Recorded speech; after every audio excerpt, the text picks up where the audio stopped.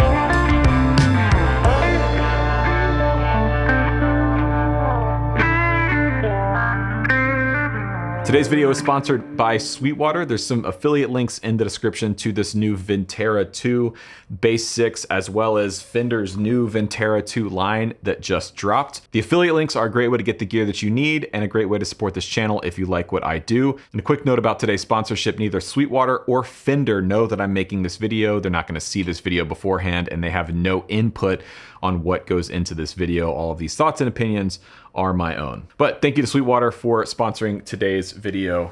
Without further ado, the Bass VI.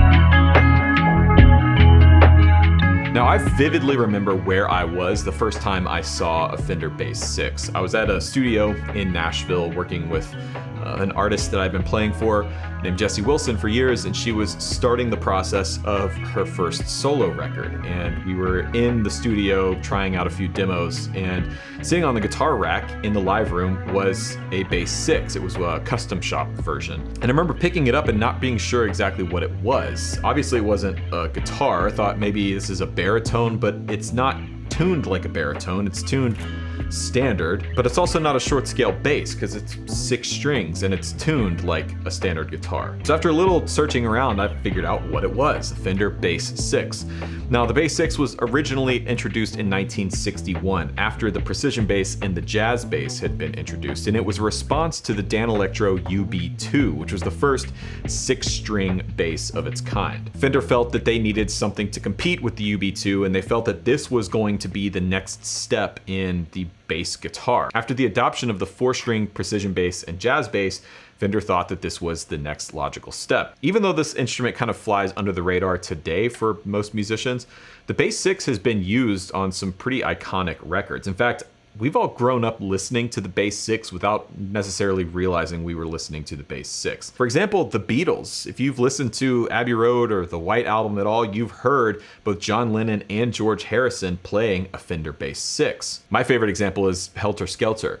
Or if you're a Cream fan, the first Cream record, Jack Bruce played a Fender Bass 6. Now, if you didn't know specifically that a Bass 6 was played on those records, you wouldn't be able to tell necessarily just by listening to it, because you can play straight ahead bass lines. This is strung like a standard guitar, E, A, D, G, B, E, but an octave below a standard guitar. So when you're down here, especially on the low strings, you are living in 4-string bass territory.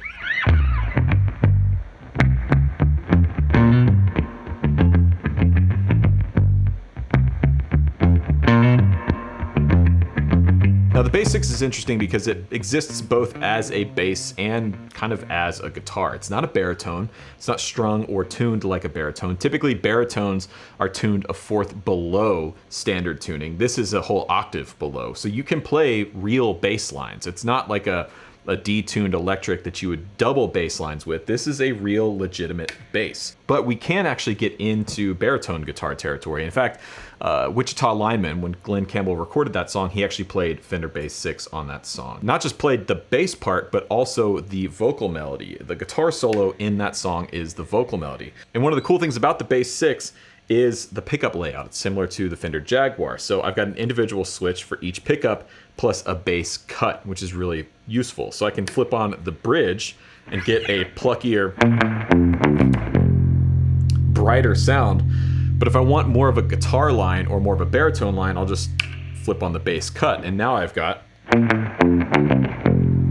So now with the bass cut, I've actually got something that can be used as a lead instrument.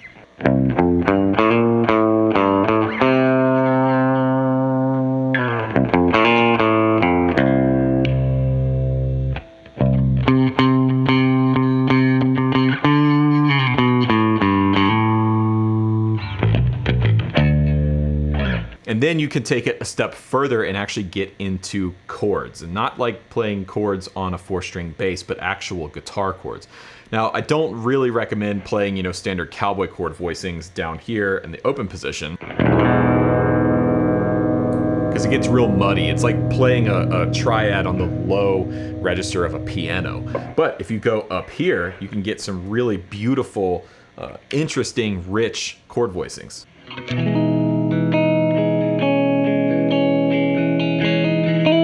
Now, the Bass 6 has a few drawbacks, which I think have contributed to it not being as widely used or adopted as the 4-string bass. And I think it's because it sort of has like an identity crisis. It's not quite a bass as we know it today, and it's not quite a guitar. So if you're a bass player coming to an instrument like this, it's gonna feel weird to you because of the string spacing.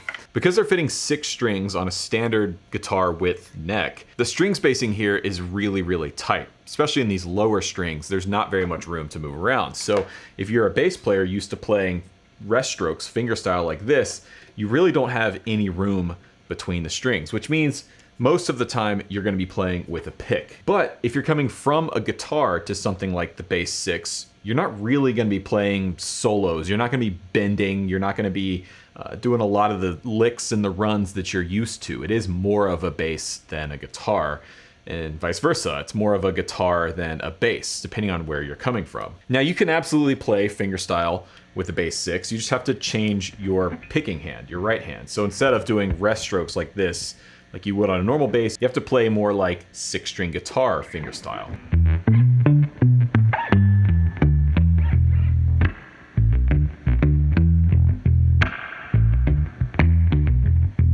The other drawback is because it's not really a bass and not really a guitar, I don't think it should replace either one in your setup. So if you're a guitar player and you're wanting to get into more production, you want to start writing and producing your own tracks or producing other artists, you're going to need a bass around your studio. You want to be able to play bass.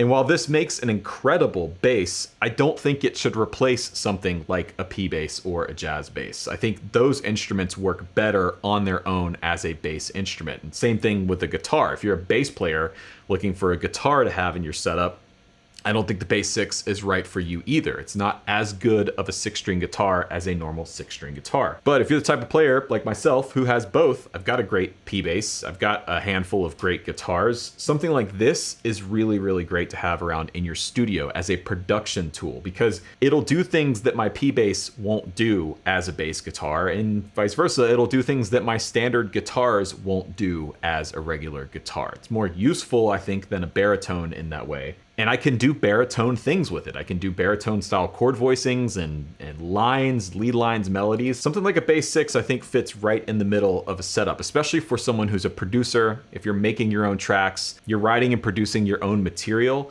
a Bass 6 is a really cool piece to have around your studio. So that's the Fender Bass 6. If you enjoyed today's video, let me know by leaving a like and a comment down below. Don't forget to check out the affiliate links to the Ventera 2 Bass 6, as well as some of the other options in the new Ventera 2 line, as well as some links to some of the gear that I used to make today's video. Again, those are affiliate links, so if you buy something through those, I earn a small commission, which really helps me out in keeping this channel going, so thank you. If you haven't done so already, be sure to subscribe down below, and I appreciate you watching. My name is Rhett Shull, and I will catch you on the next one.